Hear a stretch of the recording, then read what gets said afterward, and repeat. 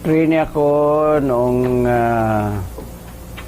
Agosto 1, 1973.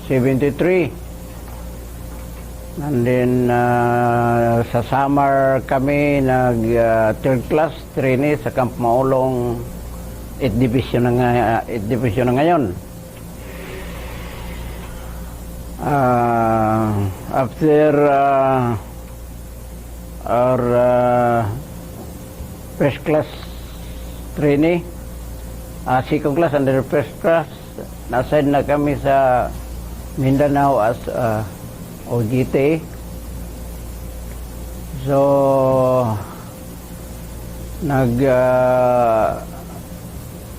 dito na kami na doon na kami na ikat ko na.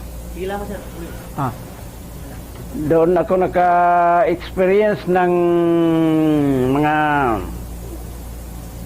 kung ano ang doon ko nakita kung ano ang military. So ganun pala na dapat ang military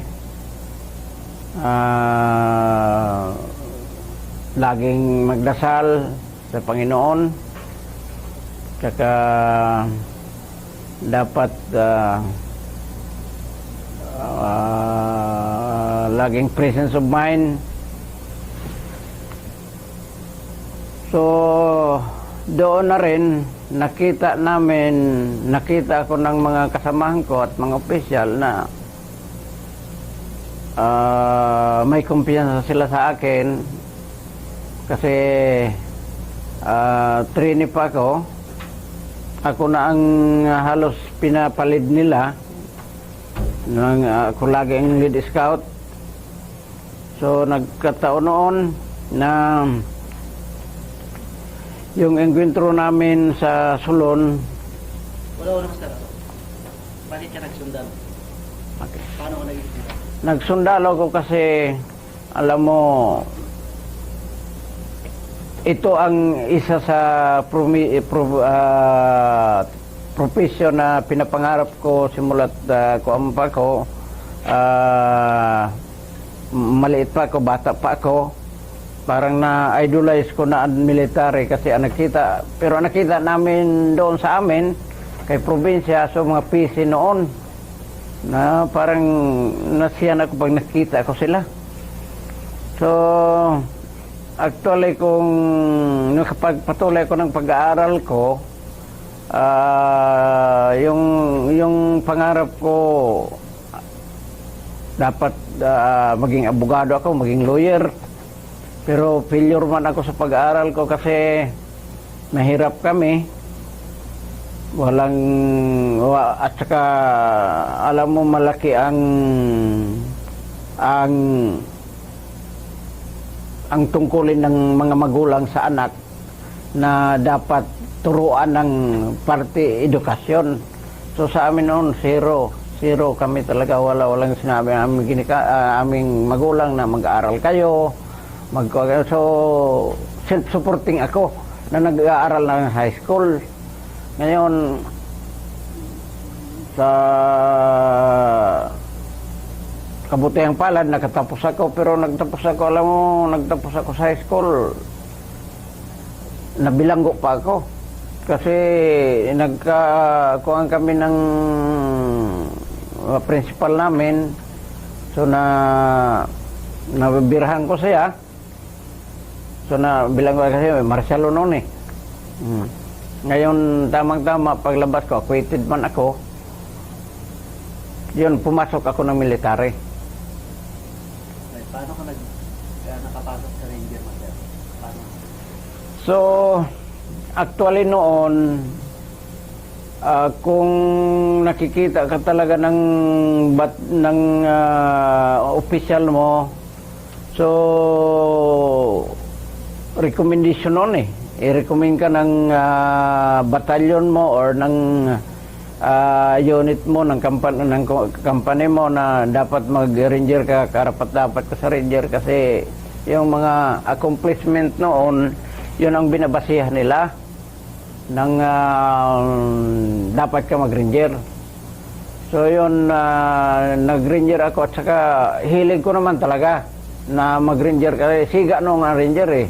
Makita ko yung mga ranger noon, sila Master Sergeant Trujas, sila Bulon, sila Bahas, ano ba yun, sila Kwaikong, sila mahahaba ang buhok noon nila.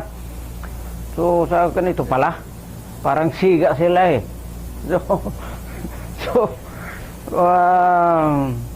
ayun nga, pag ranger ko rin, maraming mga nagkaroon ako ng problema sa schooling ko noon kasi dapat maboard ako, martilyo ako kasi lumaban noon talaga ako sa yung classmate namin na mali naman talaga ang ginawa niya, kami ang naparusahan. So Ano yung ginawa niya, Master? ganito kasi, pagaling namin road run, so kung siya kasi sa araw na yun, siya ang class marcher. So dapat siya ang mag-designate ng every team kung anong gagawin, saan ka na yung beautification, iba ang sa classroom, maglinis, iba ang sa CR, iba ang sa may mga kami kanang division of labor.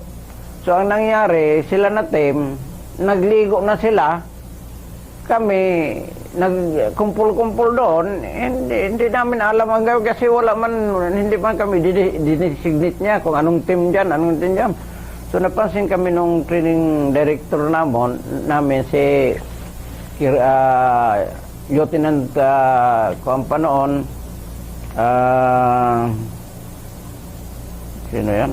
Lieutenant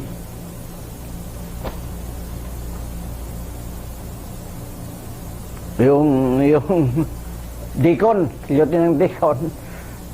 So napansin niya na yung walang nagtatrabaho sa kitchen, walang naglinis sa office, admin, walang naglinis. So yung pinulin niya kami. At hinanap niya yung class marcher. So yung class marcher pala naligo na at saka yung mga katimit niya. So naparusahan kami noon. Yun, nainit din ako. Sinabi ko siya, kundi sa kalukuhan mo, gago ka kasi. Sabi ko, gago ka kasi na official eh. Oo, ayun. Pero hindi niya talaga ako alam na hindi ako niya na mapinpoint ni Captain Deacon, Lieutenant Deacon na ako ang nagsabi noon kasi nasa formation kami. So yung pinarusahan kami noon hanggat na yung classmate namin na PC, yun ang nag-school na talaga. Sana sir, hindi na sala. Yung pinarusahan ako noon, So ang ano nila noon sa akin, dapat ma-board ako. Pero mabuti na lang kay siya ang nartiyo. Kasi yung si Colonel Idralin yun, parang yun siya. Parang hindi ko na maalaala yun si Lieutenant, hindi Idralin. Yung nagtatalo sila kasi ground navigation kami. So dapat sila ang susunod na team na mag ground navigation. So ang problema doon yung assistant team leader niya si Sergeant Supangan, ayaw siya sundin kasi pinahubad niya yung mga show list nila at susukatin kay skill and distance man. Susukatin yung kuan sa pagdugtungin yung mga kuan nila, mga listo nila, na yung mga show list nila para masukat daw accurate papuntang another objective. So tamang-tama si Kapitan pa noon si General Javier napansin yun na ba't nagtatalo. So pinatawag yun si Ilarde pala, Colonel Ilarde, Lieutenant Ilarde. Yeah. Pina-explain siya ni Captain Javier pa noon. Ba't nagtatalo ka? Sabi niya kasi itong assistant ko sir, supakero eh. Ayan, yung pinatawag ni si Sergeant Supangan. So, in-explain ni Sergeant Supangan. Which is correct naman talaga. So, tinanong siya kung sino ang ano namin sa MAPREDING, ang instructor. Si Lieutenant Lorenza naman noon, instructor. Pinatawag yan ni Captain Javier, si Lieutenant Lorenza na. Kung ano ang tinuro, may tinuro ba siya na ang skill and distance sa mapa, ay gamitin yung shoeless ng mga tao. So, sino sir may sabi siya, ito si Lieutenant LRD. Ayun, sinuntok siya ni Lieutenant Lorenza na para pack up and go home. So,